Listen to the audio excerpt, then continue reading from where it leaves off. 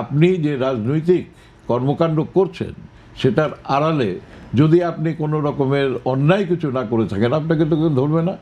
নিশ্চয়ই আপনি কিছু অন্যায় করেছেন, আপনার দুর্বলতা আছে, নাহলে পরে আপনাকে ধরবে কেন? আপনি যদি সেই মুভি করতে গিয়ে, সেই মানে কর্মটি করতে গিয়ে যদি কোনো ক্রাইম করেন, তাহলে তো সেটা অবশ্যই ক্রাইম। সংস্কৃতি অঙ্গনে আমরা দেখেছি চলচ্চিত্র অঙ্গনের নায়ক নায়িকারা বা চলচ্চিত্রের সাথে যারা কাজ করেন তাদের অনেককেই দেখেছি রাজনীতিতে আসতে। এই সংস্কৃতিটাকে আপনি আসলে কিভাবে দেখেন? আসলে কি যারা চলচ্চিত্রের সাথে যুক্ত তাদের কি রাজনীতিতে সক্রিয় হওয়া উচিত? এ কথা আমি আগেও বলেছি। ব্যাপার হচ্ছে যে সংস্কৃতি যেটা, এটা একটা ক্রিয়েটিভ লাইন। সংস্কৃতি বলতে শুধু নাচ গান তো না, সংস্কৃতি বলতে শুধু সিনেমা না।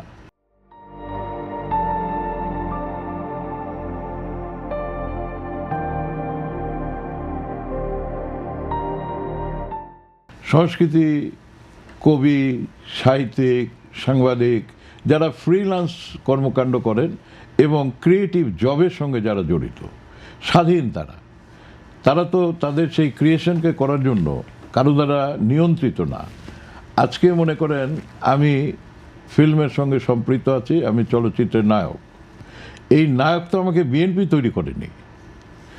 সুতরাং একজন শিল্পীকে কিংবা একজন ক্রিয়েটরকে, একজন কবিকে, একজন সাহিত্যিককে কোনো রাজনৈতিক দল তৈরি করতে পারবে না।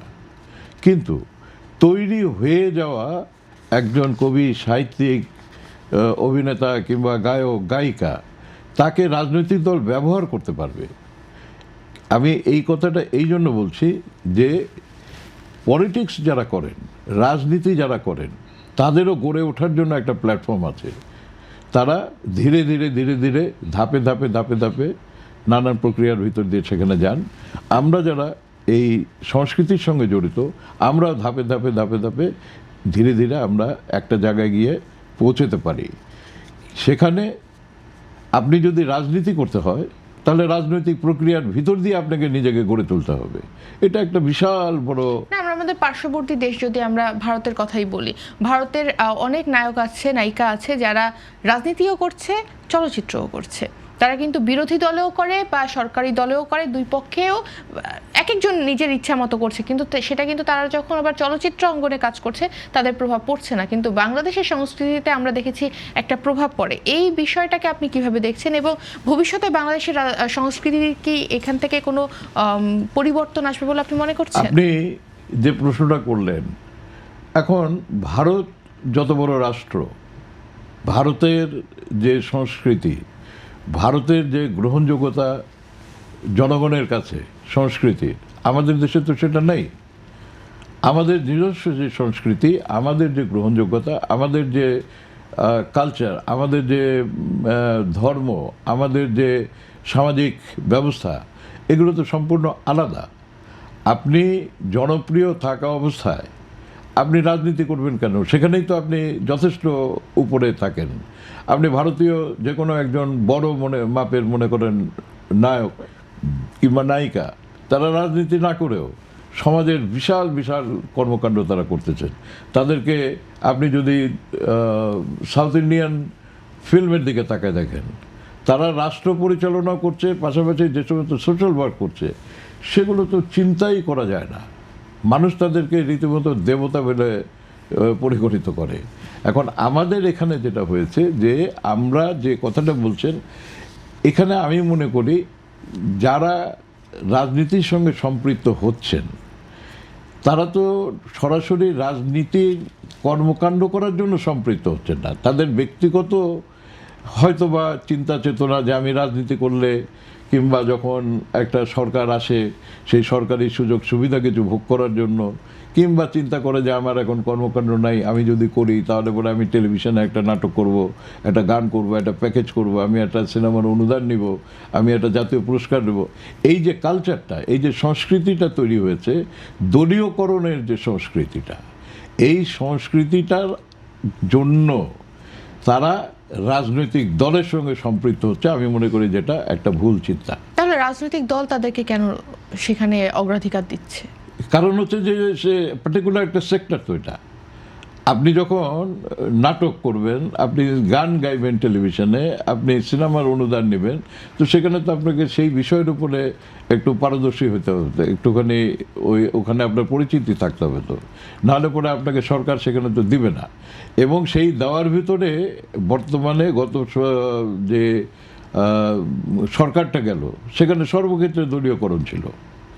সেখানে যেখানে আপনি অনুদানের জায়গায় বলেন, সিনেমা বলেন, টেলিভিশন বলেন, রেডিও বলেন, তাদের অনুগত যে সমস্ত শিল্পী তাদেরকে সুযোগ সুবিধা করে দিয়েছে, তাদেরকে সব রকমের সুযোগ দিয়েছে। তো সেই সব কারণে আমি মনে করি যেসব শিল্পীরা, তারা তো জনপ্রিয়, তারা তো নিজেরাই নিজেদেরকে প্রতিষ্ঠিত করেছেন, কোনো রাজনৈতিক দলের কারণে তো হয়নি। তো সেই ক্ষেত্রে তারা কেন যে দলের ব্যাপারে অনুগত হবে? তারা তো রাজনীতি করছে না কেউ। এদেশে যারা মনে করেন, আমরা যেরকম নূর নাটক ছিল, সে মন্ত্রী হয়েছে, এখন জেলে আছে, সে রাজনীতি করেছে। যদি সে রাজনীতি না করতো তাহলে তো নূরকে জেল খাটতে হতো না। আপনি আসেন হলো ফেরদৌস, একজন নাগরিক হিসেবে সে কি রাজনীতি তো করতেই পারে। রাইট, আমি সেই কথা বলছি। আপনি যদি নাগরিক হিসাবে রাজনীতি করতে হয়, রাজনৈতিক যে দল আছে, রাজনৈতিক যে অফিস আছে, রাজনৈতিক যে প্রেক্ষাগৃহ, মানে সেখানে আপনাকে তো যেমন আমি যদি খুব রিসেন্ট সময় একটা কথা বলি, কয়েকদিন আগে বাংলাদেশে খুব জনপ্রিয় একজন চিত্রনায়িকা আছে নুসরাত ফারিয়া, তাকে যখন আটক করা হয় তখন কিন্তু তিনি ফেসবুকে বলেছিলেন বা পোস্টে বলেছিলেন যে আসলে তাকে এক প্রকার হেনস্থা করা হয়েছে। এবং এই যে এই ঘটনাটা আসলে কি তারা কি এটার যোগ্য বলে আপনি মনে করেন? না না, উনি আমার কথা হচ্ছে যে যার কথা আপনি বলছেন, তো আপনি কেন বলছেন? কারণ তার একটা জনপ্রিয়তা আছে, তার একটা পরিচিতি আছে। তো আপনার যখন, আমি উজ্জ্বল, আপনি আমাকে যে কোনো জিনিস বললেই কি আমি সেটা করতে বাধ্য? আমি তো করতে বাধ্য না। তো আপনি যখন কোনো ক্রাইম করবেন, আর আপনি যদি কোনো অন্যায় করেন, সে অন্যায় তো প্রত্যেকটা মানুষের জন্য তো কোনো দলকে সাপোর্ট করা বা কোনো মুভি করা কি ক্রাইম করা না। আপনি যদি সেই মুভি করতে গিয়ে, সেই মানে কর্মটি করতে গিয়ে যদি কোনো ক্রাইম করেন, তাহলে তো সেটা অবশ্যই ক্রাইম এবং আপনার অন্যায়, এবং সেখানে আইন আছে, সেই আইনের প্রক্রিয়ার ভিতর দিয়ে আপনাকে যেতে হবে। আপনি যে কাজটা করবেন, আপনার কাজ যদি আপনি করেন, সেখানে তো আপনার কোনো বাধা নেই। আপনি অভিনয় করবেন, আপনি শুটিং করবেন, আপনি সব কিছু করবেন।